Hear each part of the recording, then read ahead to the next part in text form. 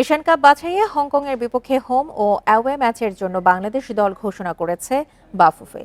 ২৮ সদস্যদের প্রাথমিক দলে নতুন মুখ যুক্তরাষ্ট্র প্রবাসী জায়ান আহমেদ। সুযোগ পাননি কিউবা মিচেল। কাবরেরার অধীনে প্রস্তুতি ক্যাম্প শুরু হবে সোমবার।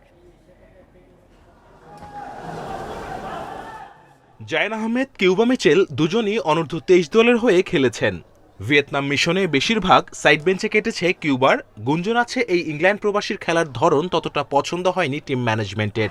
জাতীয় দলের জন্য তার অপেক্ষা বাড়ছে। জায়ান আহমেদ নজর কাড়েন এশিয়ান কাপ বাছাইয়ে। আসর শেষে অন্য প্রবাসীরা ফিরে গেলেও জায়ান আসেন ঢাকায়। বসুন্ধরা কিংসের সঙ্গে তার প্রস্তুতি চলে। তখনই আজ করা যায় জাতীয় দলে ডাক পেতে যাচ্ছেন এই যুক্তরাষ্ট্র প্রবাসী ডিফেন্ডার। হংকং ম্যাচের জন্য বাংলাদেশের প্রাথমিক দলে আছেন জায়ান। হামজা, সমিত, ফাহমিদুলদের অনুসরণ করে আরও এক প্রবাসী জাতীয় দলে। রোমাঞ্চ নিয়ে অভিষেকের অপেক্ষা তার। Looking forward to that. যদি ডাক পাই ইনশাআল্লাহ ওর সাথে খেলা would be an honor. I'm very confident. I think আমি something different আনতে পারবো। ২৯ সেপ্টেম্বর থেকে ঢাকায় ক্যাম্প শুরু হবে। হংকংয়ের বিপক্ষে হোম ও অ্যাওয়ে ম্যাচ ৯ ও ১৪ অক্টোবর। হামজা আসবেন ৬ তারিখ। পরদিন আসবেন সমিত সোম।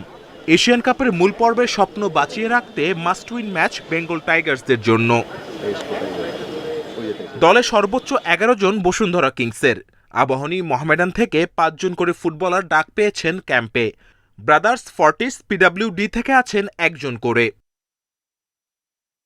জাতীয় স্টেডিয়ামে বাংলাদেশ হংকং ম্যাচ নিয়ে আগ্রহ চরমে। অনলাইনে ছাড়ার আধ ঘন্টার মধ্যেই গ্যালারির সব টিকিট বিক্রি শেষ হয়ে গেছে। Kamrul Hasnat, independent news, Dhaka.